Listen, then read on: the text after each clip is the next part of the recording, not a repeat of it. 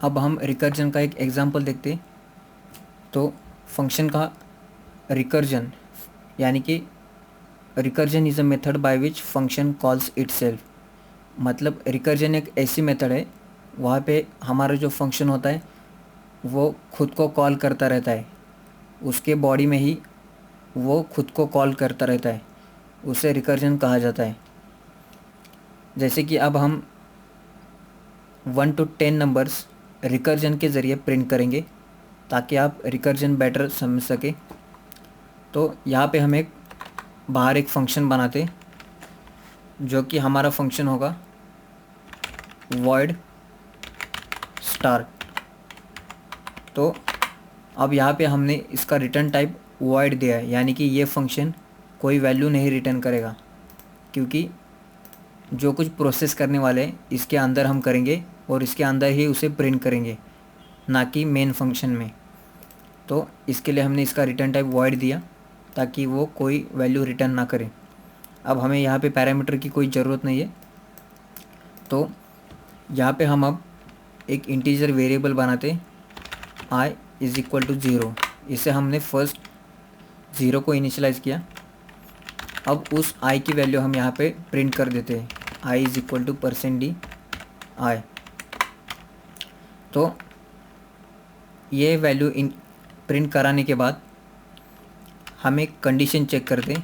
अगर हमारी i की वैल्यू 10 हो जाती है तो हम यहाँ पे स्टेटमेंट प्रिंट कर देते हैं कि प्रोग्राम इज़ टर्मिनेटेड, यानी कि प्रोग्राम हमारा एंड हो चुका है। अगर हमारी वैल्यू i नहीं है, यानी कि i से लेस है, तो हम यहाँ पे ये जो स्टार्ट फंक्शन है उसे ही कॉल करते हैं। तो जैसे कि हमारी i जो वैल्यू है, शुरुआत में हमें इसे 0 को इनिशियलाइज़ किया, तो यहाँ पे हमने डायरेक्टली उसे प्रिंट कर दिया, यानी कि 0 को प्रिंट कर दिया। तो यहाँ पे हम i को इंक्रीमेंट कर देते, या कि इसकी वैल्यू 1 से इंक्रीमेंट होके 1 हो जाएगी, और 1 होने के बाद वो 1 प्रिंट किया जाएगा। तो ये 1 यहाँ पे चेक कर दिया जाएगा कि ये 1 इज़ इक्वल टू 10 है क्या। तो 1 10 नहीं है, इसके लिए ये एल्स पार्ट में आ जाएगा और वो खुद को ही कॉल करेगा, यानी कि रिकर्जन यहाँ पे इस्तेमाल किया। तो ये स्टार्ट फंक्शन यानी कि उसी खुद को ही कॉल करेगा। तो उसके बाद वो फिर बाहर आएगा। तो अब हम इसे कॉल कर देते हैं स्टार्ट फंक्शन को।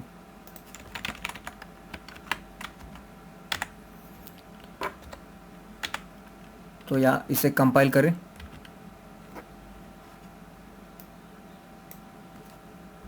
आप देख सकते हैं यहाँ पे i की जो वैल्यू है वो इन्फाइनाइटली 1 ही प्रिंट की जा रही है, क्योंकि ये जो फंक्शन खुद को कॉल करेगा तब ये स्टेटमेंट फिर से एग्जीक्यूट होगी, फिर से i की वैल्यू 0 होगी, फिर से 1 होगी। लेकिन हमें ये जो i की वैल्यू है वो एक बार ही इनिशियलाइज़ करानी है। इसके लिए इसे हम ग्लोबली डिक्लेयर करते हैं।